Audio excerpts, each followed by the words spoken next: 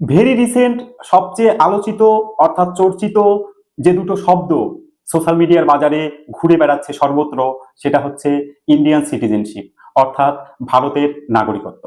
এই ভারতের নাগরিকত্ব আসলে কি? কারা প্রকৃত ভারতবর্ষের নাগরিক এবং কারা 70 বছর ধরে বিভিন্ন নেতামন্ত্রীদের ভোট দিয়ে মাতামাতি করে বেড়াচ্ছেন, এই রিয়েল ফ্যাক্ট হচ্ছে আজকের আলোচনার বিষয়বস্তু। Welcome to motivation centre. আমি শুভাশিস মজুমদার। আর থাম্বনেল দেখে আপনারা নিশ্চয়ই বুঝতে পেরেছেন আজকের আলোচনার বিষয়বস্তু কি। তো ভিডিওটি ভীষণ ইনফরমেটিভ এবং হেল্পফুল হতে চলেছে, এ নিয়ে কোনো দ্বিধা নেই। তাই ভিডিওটি যাদের ভালো লাগবে তারা অবশ্যই লাইক করবেন এবং শেয়ার করে আপনার প্রিয়জনকে অবশ্যই পৌঁছে দেবেন, যাতে করে এরকম হেল্পফুল ভিডিও পেয়ে তারা উপকৃত হতে পারে। এবং চ্যানেলে যারা নতুন এসেছেন তারা সাবস্ক্রাইব করে বেল নোটিফিকেশনটি অল করে রাখবেন, যাতে করে এরকম আরো ইনফরমেটিভ ভিডিও যার নোটিফিকেশন আপনারা সবার আগে পেতে পারেন। তো চলুন বিলম্ব না করে শুরু করা যাক।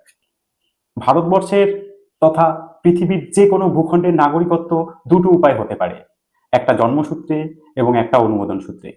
সিটিজেনশিপ অ্যাক্ট 1955 অনুসারে 1947-এর দেশ ভাগের সময় যারা এই ভারতীয় ভূখণ্ডে ছিলেন, অর্থাৎ ভারতবর্ষের মধ্যে যাদের জন্ম হয়েছে এবং বংশ পরম্পরায় তারাই ভারতবর্ষের প্রকৃত জন্মসূত্রে নাগরিক।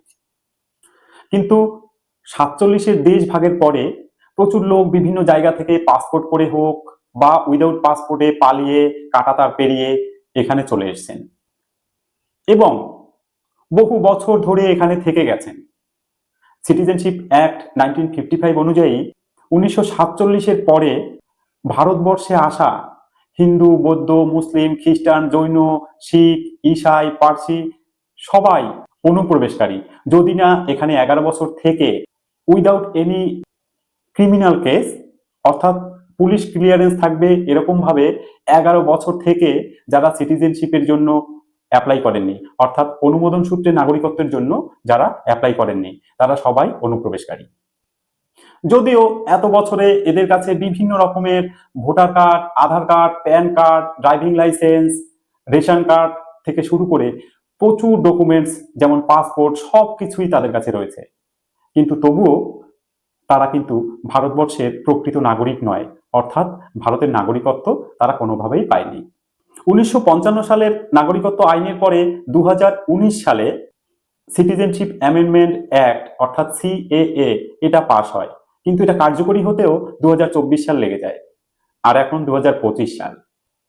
1947-এর কথা বাদ দিন, 1955 সাল থেকে আজ 2025 সাল, এর মধ্যে 2024 সালে সিএএ তে অ্যাপ্লাই করা শুরু হয়, কিন্তু এর মধ্যেও অনেকেই আছে যারা এখনো সিএএ তে অ্যাপ্লাই করতে পারেননি, অথচ তারা কত আগে 40-50 বছর আগে এখানে এসে বসে আছেন কিন্তু কোনো রকম সিটিজেনশিপের জন্য অ্যাপ্লাই করেননি, অথচ তাদের কাছে বিভিন্ন রকম সব রকম ডকুমেন্টস রয়েছে।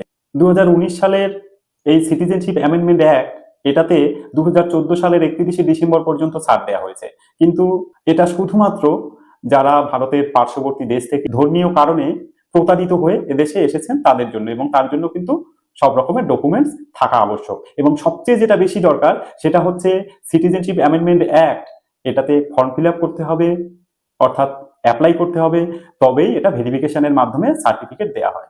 এই 1955 সাল থেকে 2025 সাল পর্যন্ত এই 70 সাল যারা অন্য জায়গা থেকে ভারতবর্ষে পাসপোর্টে বা উইদাউট পাসপোর্টে এখানে এসে থেকে গেছেন, তাদের কাছে সব ডকুমেন্টস রয়েছে, কিন্তু তারা এতদিন ধরে অবহেলিত ছিলেন।